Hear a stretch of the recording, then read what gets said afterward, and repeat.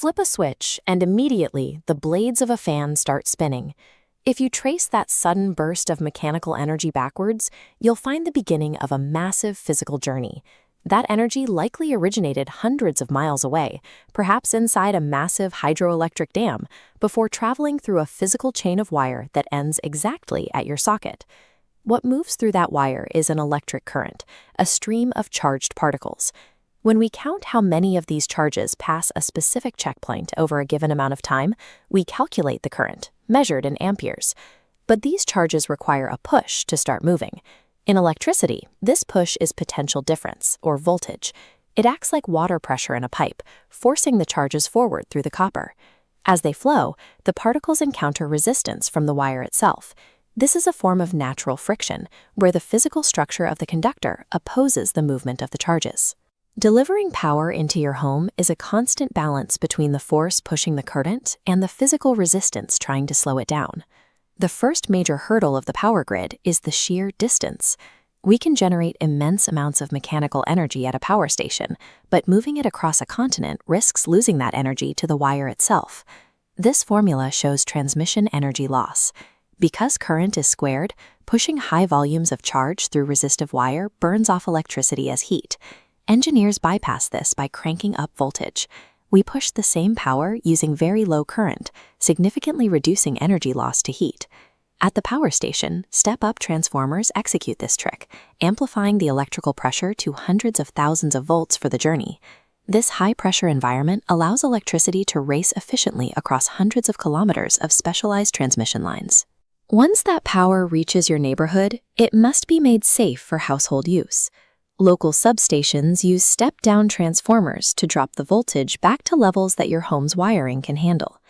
The modern grid relies on this use of extreme voltage to move power across vast distances while staying within the physical limits of wire resistance.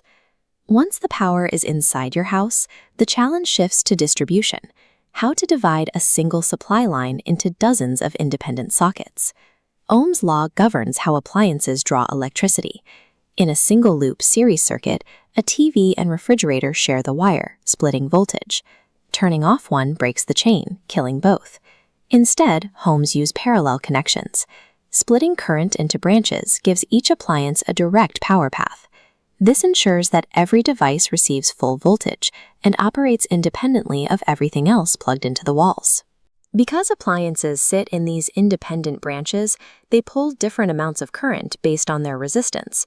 The rate at which they consume this energy is called electrical power. When we measure this rate of power over time, we get kilowatt hours. These are the standard units used to track your energy use. Utility companies use meters to track these units. These dials are essentially counting the exact volume of charge your home pulls from the grid throughout the month. Your electricity bill is a precise physical record of the energy your appliances drained from the national network. But the wires inside your walls have a limit. Plugging too many high-power appliances into one circuit draws more current than the copper can safely carry, causing the wires to heat up.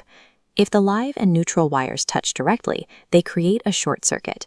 The resistance drops to almost zero, causing a massive surge of current that can instantly melt insulation and start a fire. To prevent this, we use fuses.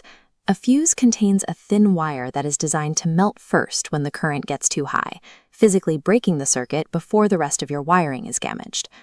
Modern homes use miniature circuit breakers, or MCBs. These are mechanical switches that automatically trip to the off position during an overload, allowing you to reset the power once the fault is cleared. The earth wire provides a third path with ultra-low resistance that leads straight into the ground. If an appliance's metal casing becomes electrified due to a fault, the current is pulled away through this wire rather than through you. The electricity powering our lives is a volatile force, kept safe through the precise application of physical laws and mechanical failsafes.